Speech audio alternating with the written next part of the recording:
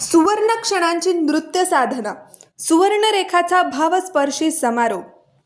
नाशिकच्या सांस्कृतिक विश्वात एक सुवर्णरेषा उमटवत वर्षभर चाललेल्या सुवर्णरेखा या उपक्रमाचा समारोप 23 फेब्रुवारी 2026 रोजी महाकवी कालिदास कला मंदिर येथे अत्यंत दिमाखात पार पडला. हा केवळ सांगता समारंभ नव्हता, तो होता साधनेचा, परंपरेचा आणि कृतज्ञतेचा पूर्णत्वाचा सोहळा. नाशिकमधील मानाची सांस्कृतिक संस्था कीर्ती कला मंदिर यांच्या सुवर्ण महोत्सवी वर्षानिमित्त राबवण्यात आलेल्या या उपक्रमाने संपूर्ण वर्षभर विविध कलाविष्कारांची समृद्ध मालिका सादर केली. प्रत्येक कार्यक्रमाने रसिकांच्या मनात वेगळी छाप उमटवली आणि कथ्थक परंपरेची सौंदर्य रेषा अधिक ठळक केली. समारोपाच्या संध्याकाळी रंगमंचावर साकारलेले सादरीकरण हे स्पर्धात्मक जुगलबंदी नव्हते, तर गुरु शिष्य परंपरेतील सखोल नाते, अनुभव आणि नवचैतन्य यांचे एकमेकांना पूरक असे सादरीकरण होते. संस्थेच्या संस्थापक ज्येष्ठ कथ्थक नृत्यांगना रेखा नाडगौडा आणि त्यांची कन्या आदिती पानसे यांनी कथ्थकच्या माध्यमातून परंपरा आणि वर्तमान यांचा सुंदर संवाद घडवला.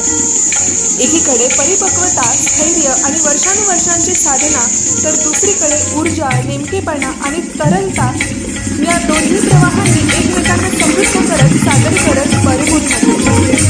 कार्यक्रमाची सुरुवात राग विभागातील वंदनाने झाली. गुरु रेखाताईंनी सादर केलेली ही वंदना गायिका ईश्वरी कादणी यांच्या स्वरांनी अधिकच भावपूर्ण झाली. त्यानंतर राग सोहनीतील दुर्गास्तुती आदिती पानसे यांनी सादर केली, ज्याला डॉक्टर आशिष कानडे यांनी समर्थ गायन लाभले. श्रुतिरस आणि शक्तिरसाचा संगम रंगमंचावर फुलत गेला.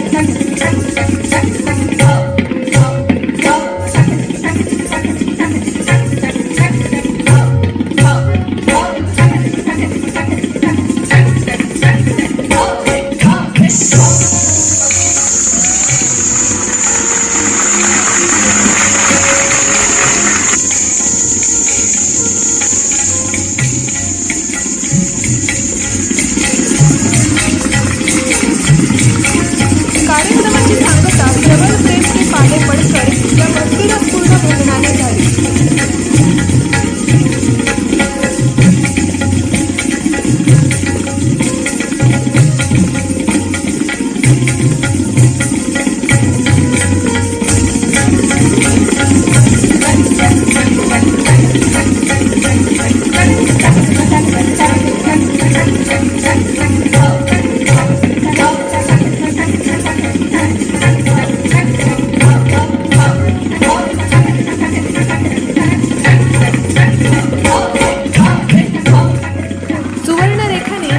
सांस्कृतिक इतिहासात एक सुवर्ण रेषा उमटवली, जी पुढील पिढ्यांना प्रेरणा देत राहील.